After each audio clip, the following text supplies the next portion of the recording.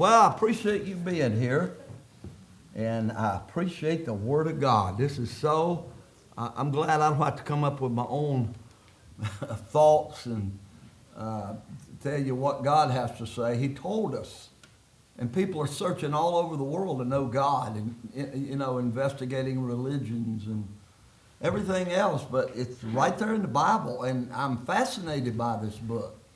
I've been saved 40 years, and the more I read it, it's like, you ever feel like somebody's watching you? How did God know that? How did he know that? He knows us inside and out, and humanity hasn't changed. Now, foods change and customs change. Art was talking about which prophet was it wearing a girdle? And Jerry said he gave his up years ago, but I guess that's just something that wraps around to hold everything together. Isn't that what it is? All the cloaks and stuff. But humanity doesn't change, and everything we need is in the Bible. Everything. Amen. Ruth chapter number 4, and I depend upon your prayers every week. As good as I am, I still need your prayers. All right, Ruth chapter number 4, we'll look at verse 13. The Bible says in Ruth chapter 4, Kathy, you got it? I got it. So Boaz took Ruth, and she was his wife, and he went in unto her, and he gave her conception, and she bare a son. And the woman said unto Naomi, Blessed be the Lord, which hath left thee this day without a kinsman, that his name may be famous in Israel. And he shall be unto thee a restorer of thy life, and a nourisher of thine old age.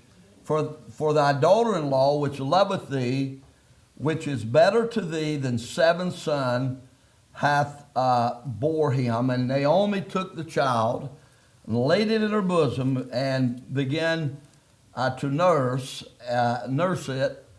And the woman, her neighbors, gave it a name, saying, There is a son born to Naomi.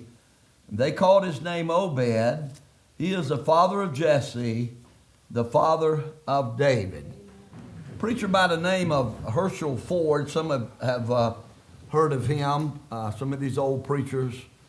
And he told a story of a revival preacher, tent preacher in England, going to a part of town.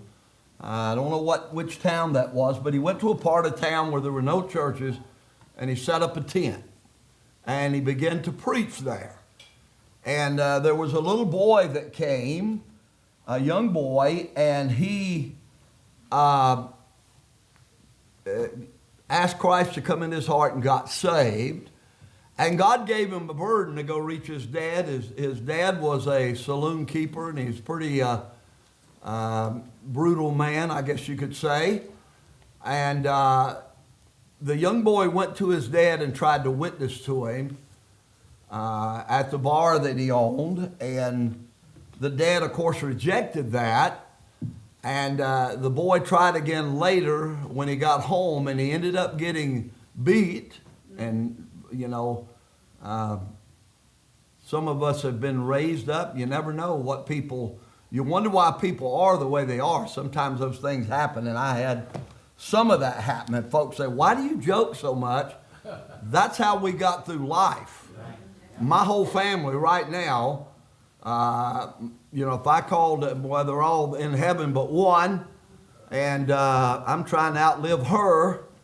And if I called her right now, one of us would start out with a joke. It's just how my family is. We laughed about everything.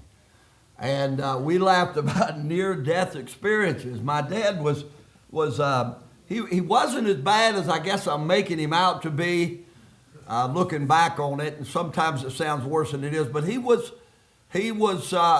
drank, and he worked really hard at his job, but he spent most of the money drinking, and he didn't know how to correct us, so he did things that were pretty rough. One time, and this wasn't a regular occurrence, but he hit my sister in the head with a baseball bat.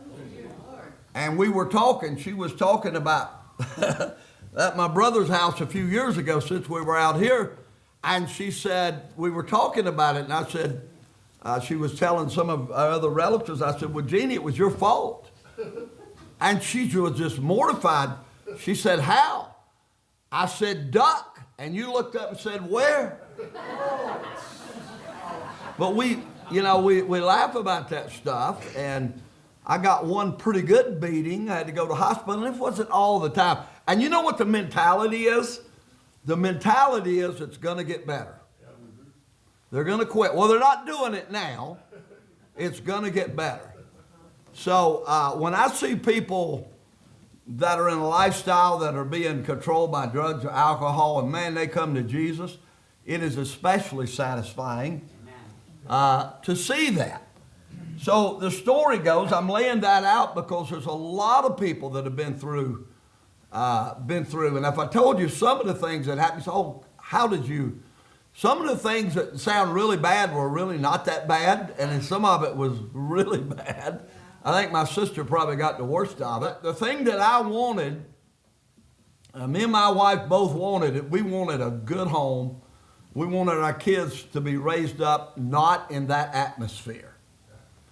And so I don't know if I did the best job with discipline. I did discipline, but I did the best I could. I did what I thought the Bible taught, and I did it for the right reasons because I wanted them to turn out right. But I think with grandkids, it's different. They should not receive corporal punishment. If you want to stand them in a corner for 30 seconds, that's fine. They should never be whipped. And if I ever hear of my grandkids being whipped, I'm turning you, what is it? CPS? Turning you in. So don't touch my babies. So the story goes on. I wanted to kind of lay that down. If you've been through that, you're not alone. But I want to lay that down there because this boy, his dad began to beat him and kicked him and then doused him with a bucket of water. And the boy went in his room and he got down beside his bed, started praying for his dad.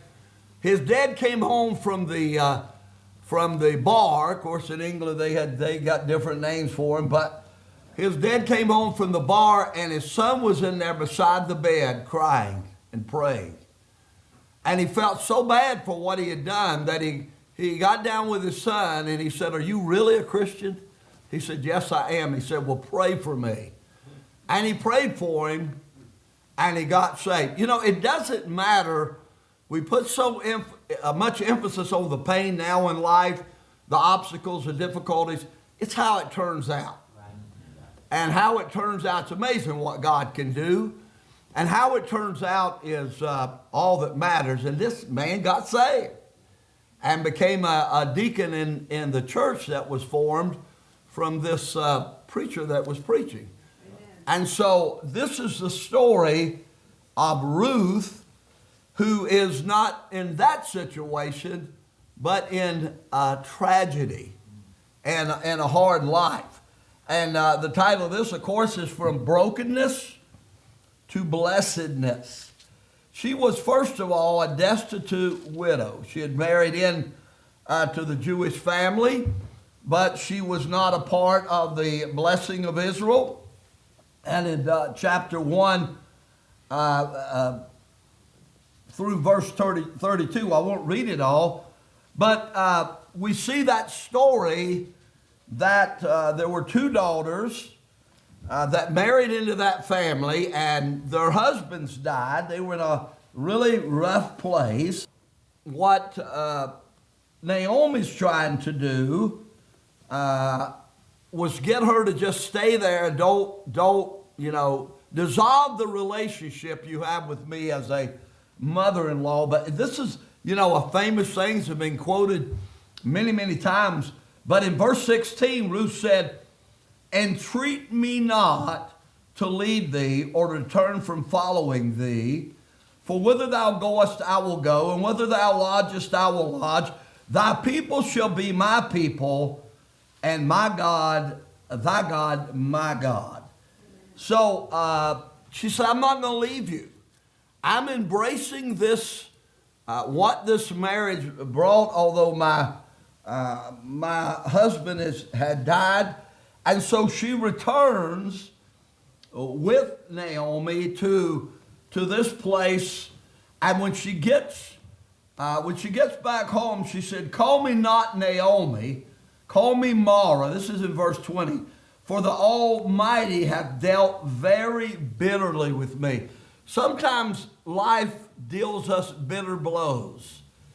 And I don't know what it is about Christianity. We first get saved, we're just like, zippity-doo-dah, skipping down the road, everything's fine, sunshine's coming my way. And the first thing that happens, I believe lost people go through more than we do. And they go through it without hope. And no matter what we go through in this life, it's not the end. I already know Joel's joking about, don't tell him about the end of the Jesus movie, about his resurrection. I have read the last of the book in Revelation, and we win. But not only will we win, but we're winning now. That's right. Yeah. We need to trust God. I've expanded my view of this thing through the years. It's not just what God's doing in my life that matters. He's doing a multitude of things. And a multitude of people are watching you. And so they're going to see if Jesus works. There was a young man that got saved before I did. And he was a pretty rough guy. And I heard some guys laughing about him and said, oh, so-and-so's got religion. And I knew of the guy. I didn't know the guy, but I knew of him. And they said, this won't last long. And I remember saying, even not being a Christian, I said, I hope this works. I hope it's true. And not even realize the implications of what that meant for me if it was true. And then I got saved. A few years later, I was reflecting back on that. I met, Anita, I met your friend, what's her name? Kathy. At the coffee shop. And I like her because she's the first person that ever bought my coffee and water. I tried to get a bunch of stuff to go I'm joking. When I found out that she was gonna buy, I said, give me some stuff to go here. But we had a great conversation. And she was asking about, how we came out here and when I got saved, but it was just really great, and it just so refreshed me. And I was looking back at the time that God saved me, and what all God knew would transpire in the future that I didn't know, and He's not done yet. He's not done yet. So it's just amazing what God's doing. So what's the problem in her life? They've been in a place that's bitter. Yeah, you've been in that. I mean, a lot of us, sometimes you grow up in bitterness. And sometimes you experience bitterness. I'm going to say this. I've always, these things that bother me, I mention them. And I was reading something yesterday, and I can't remember exactly where it was, but an African-American couple had their house for sale. And this stuff is still going on. And they had their house for sale, and the appraiser appraised it like $90,000 less than what they thought it would be. And I hope this don't make you uncomfortable. Maybe you need to be uncomfortable. But their neighbor was a white family. This had just happened recently. They came over. They took all the pictures down. They took everything down, and they put their pictures up. And then another appraiser come in. Guess what? And so, if we could just put ourselves in people's shoes, not just on race issues, but on poor people, poor people, and at what they go through, all of this stuff, and certainly racial issues that people have to deal with. And sometimes white folk don't see it, but then you begin to read this stuff, and this stuff still happens today, all the time. I'm not saying it happens, with every person, but it's happening. And people just want to live their life and not be messed with, not be harassed. I'm glad you like that. So we look at Ruth, we see first of all, she's a Gentile. They are not accepted by Israel. You talk about racism, that started a long time ago. The Jews and the Samaritans, that was a big issue. So she's a Gentile and she's a stranger from the covenant of Israel. The promises that God made, he made to Israel. Some of the promises that God made are for Israel. Some of the promises that God made are for the Gentiles. Everybody's not a Jew, is a Gentile. We have missionaries that are Jewish.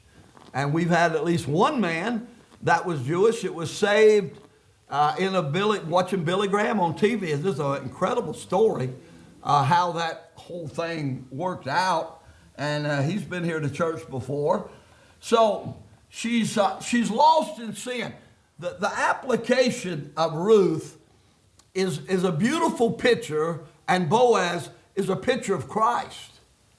It's what God did for us. You remember, sometimes I flash back and I remember moments in my life when I was so hopeless. So hopeless. And I look back and I remember those times. I remember me and Kathy were married, and I remember, I think I've mentioned this before, we were in the military in Fort Meade, Maryland, and we went to this beautiful little creek and kind of picnic area, and I'm sitting looking at the water thinking how beautiful it is, and I'm thinking, I got nothing. I got no hope.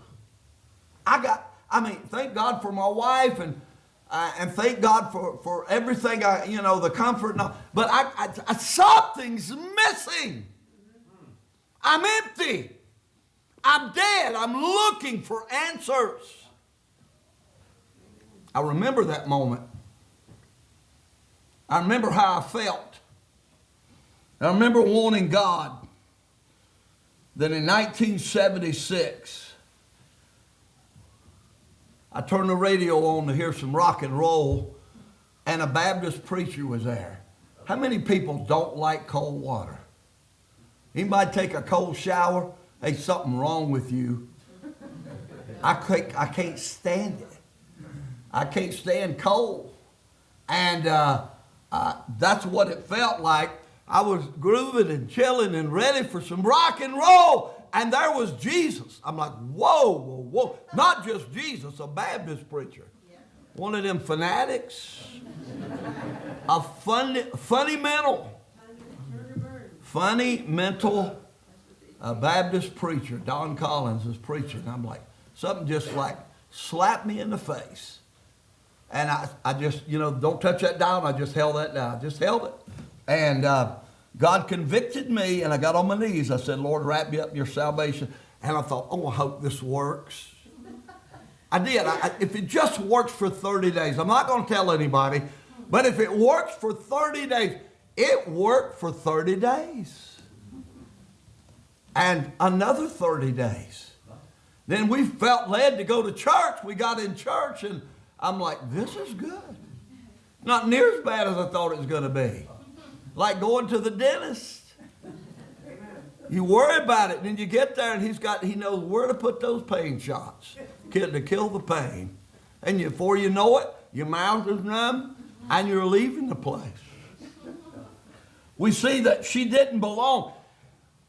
Sinners are estranged from God. Every one of us are estranged from God. We are at enmity with God. God's angry with the wicked every day. Oh, he's a God of love. Yeah. You ever see Mama when she gets angry? Is there a sweeter woman than Kathy Sue Ledwick Allen? I don't know of one. She's sweet as she can be. But one time her daughter, as a teenager, rebelled. This is Stephanie. How many know Stephanie? She rebelled. And I was in the other room and I heard Stephanie say, won't you just slap me? I grabbed the pillow and put it over my head. And the next thing I know, and this shouldn't have did it, but she did have it. I love reminding Steph about it. I heard something that echoed off the walls like, boom! Because I'd been slapped by her. Picking with her. Mostly picking, aggravating. And I'm telling you what, when she slapped her, I heard somebody sobbing. I knew it wasn't Mama. And she said, you hit me. Did you ever feel guilty about that? I don't remember any more problem out of Stephanie, do you? That ended it right there. But don't slap your kids. Don't touch the grandkids. So, we see in verse, I think I read that, 6 through 18. She said, I'm going to go, where you die, I'm going to die. Where you're buried, I'm going to be with you. I'm not going to leave you. I'm sticking with it. I'm sticking with it. We need some people like that in church. Stick with it. It's like you saved 1 month and lost the next. Embrace it. Embrace salvation. This is a good deal. This is a good deal. You present the sinner, he keeps you out of hell. I need to get a cigarette lighter and go down here and just burn a few hands. And I guarantee you I get some people raising hands. How does that feel? That hurts. Hell hurts more. And by the grace of God, if you're saved, you're not going there. And there's nothing in this life, not a war, not a disease, not a heartbreak, that can be compared with hell. We use that. We say that, but it has no comparison of being separated from God for eternity. We see her pledge. And I mentioned that. We see her poverty. God has dealt very bitterly with me. I'm coming from a rough place. Boy, you know who I'm looking for? When I first came out here, I was so naive. And I came out here, and in the South, there are Baptists that used to go to other churches 2 blocks down. They didn't visit the one the next block over. But there's Baptists, just independent Baptist churches, Southern Baptists, Wesleyan, and churches that are, pretty Bible preaching. And I was looking for Baptists. I couldn't find no Baptists. I found some pretty good Pentecostals, though. And I found some good non-church people. And now we're finding people that are in a bad way. And man, I want to help them. My wife, every Saturday night, she's faithful, coming up here to lead Celebrate Recovery. And these guys have helped out with that. Other folks have helped out. They're up here. And there's a bunch of y'all, a bunch of people that come to this church that are too sorry and so little faith that he won't even come to back her up. Amen. That woman's 94 years old.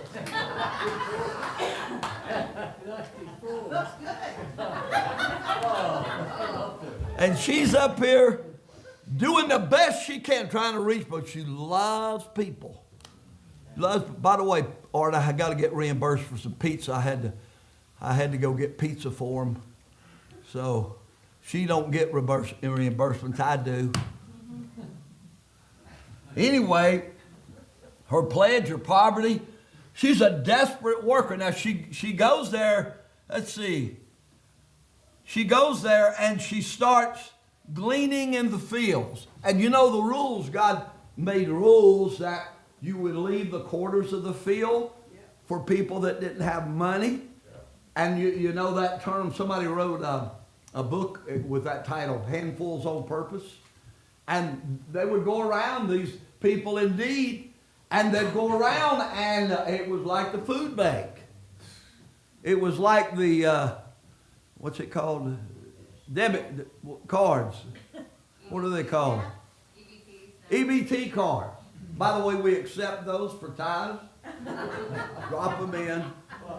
But they go around and he said, that gal, he said, I want you to leave for Ruth and Naomi, I want you to leave a bunch of corn there, the good stuff.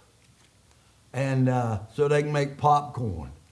Whatever that, just leave some food for them. I mean, stack it up. And she'll come up and look at that. And somebody say, I think I know who's doing that. I think that guy's sweet on you. And sure enough, he was.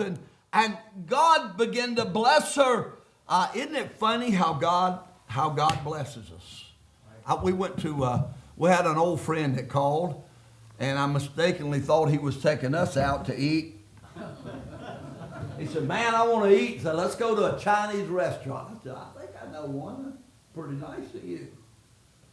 And when we got there, this sounds like a joke, but we got there. I hadn't saw him in years. Matter of fact, Kathy forgot him. I didn't. So we went to a Chinese restaurant there on University, and that's got some good food there. And so we were eating. He said, you know what, guys? I said, get you an egg roll. I'm going to pay for the egg roll. Thinking, I kind of thought if you invited me out, you'd pay him for all of it. But no. So that was another, how much? $40, $60, whatever. Anyway, so we bought his meal. What was I going to say about that? There's something. It was broke. Huh? It was broke. Yeah, handfuls on purpose. I don't know why I said that. But I tell you one thing, I will say this and be clear. I like those shrimp. They split them and they deep fry them. Holy cow, those things are good. All right. There's something happened there. She's a desperate worker. We see her providence. See, I love the providence of God. The accidents, we call them. And you know, the longer you're in this thing and the more your faith grows, you realize, guess what? They're not accidents. I was telling Kathy yesterday about the ministry when I go to coffee shop. Almost every day. If I'm by myself, I get to talk to somebody. But not every day. But I've told you about the time I was sitting inside. God said, this last summer. And the Lord said, go sit outside. Nice out there. I mean, I really felt, I went out and sat, had my Bible. And Jamal had just, I didn't know it. He comes walking by, a young man. I said, well, he's probably not going to talk to me. He said, any bars around here? I said, this is a dry county. And then I said, no, if you really want to get a bar, there's one over here, one over here, one over there. And then he said, what do you got over a Bible? I said, yeah. I said, I'm a preacher here in town. He said, can I sit down and talk to you? I said, by all means. We talked for 45 minutes. I never met him. He had just got out of jail. And he said, I just asked them for a Bible in jail. I'm trying to get to God or get back to God. I was brought up in church. And he sat down and I said, here's your Bible. That's my preaching Bible. You take it. I'll get another one. So I give him my Bible. And I just felt like this guy's going to preach one day. He's got it. And we were coming back from, and we're in touch and we talk a lot. And Kathy, send a text back and forth. And we were coming back from her dad's funeral, however long that's been. And I got a text. And it was Jamal, and he had got baptized. I mean, he had on the whole choir robe. He had just got baptized, and they'd give him some book, and he was just beaming. Amen. Just grinning from ear to ear. Man, it was like I was kind of down, you know. And then God just said, look at this. Look at this fruit. And he said, God's tearing it up over here in Tri-Cities. Amen. In Tri-Cities. And it's just amazing. I met a man from China, and a lot of China, James goes to China a lot, so he knows the people pretty good. And this guy said, I was sitting beside him and trying my humor out on him. He said, I'm sorry. He said, I don't get humor. He said, humor's different in China, and undoubtedly it is. And so I was building up, and I thought, I was tired. I didn't want to witness. And it was our second play, and it was called, I said, hey, I said, something about, are you saved? Just blunt. Sometimes I can't get it mustered up, and I'll just force it out there. And it worked. And sure enough, he was, and it's in a CMA Church. He's a deacon was he in Tri-City? Somewhere over Spokane one. And we had a great talk. And he's saved, and I text him every so often. We talk back and forth, and he's got a unique perspective. And we talked about that and talk about Christianity. There's a lot of Christians in China. I mean, a lot of Christians in China. And it's just amazing. Providence. Just so happened there's a big half a bushel of corn with her name on it. She's going to make some cornmeal, grits. How many have ever picked grits before? Oh, it's exhausting. I love grits, but by the time you pick them, you're so tired and your fingers hurt and they're so tiny, the little grit buds, and you just takes forever to get enough to make a meal.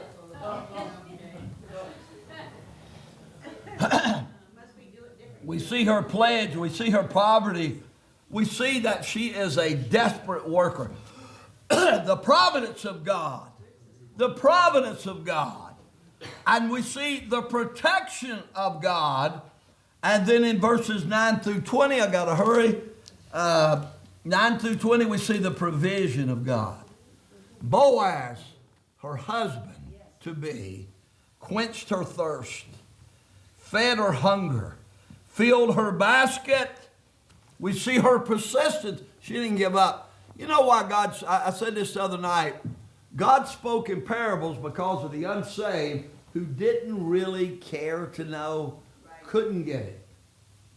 But he said to you, to the disciples, you get it. And he explained it to them. And that actually is a strange thing, but it's merciful. We see this woman's, her performance. She went out and listen, when God gives you hope again, grab it and go. Don't hesitate. Don't hesitate. When you look back at your life, remember how hard you tried. I played Little League Baseball, for those that didn't know.